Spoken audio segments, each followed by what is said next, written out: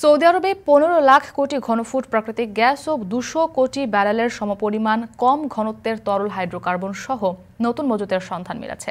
রাশিয়াতো Aramco রোববার জানায় নতুন আবিষ্কারের ফলে প্রতিষ্ঠানটির মালিকানাধীন জুফুরাহ ক্ষেত্রে গ্যাসের মজুদ 229 লাখ কোটি ঘনফুটে পৌঁছেছে। আর কম ঘনত্বের তরল হাইড্রোকার্বনের পরিমাণ বেড়ে দাঁড়িয়েছে 7,500 কোটি ব্যারেলে। এর ফলে 17,000 বর্গ কিলোমিটার আয়তনের জুফুরাহ থেকে 2030 সালের মধ্যে দিনে 200 কোটি ঘনফুট গ্যাস উত্তোলন করা সম্ভব হবে, যা বর্তমানে 10 ভাগের 1 ভাগ।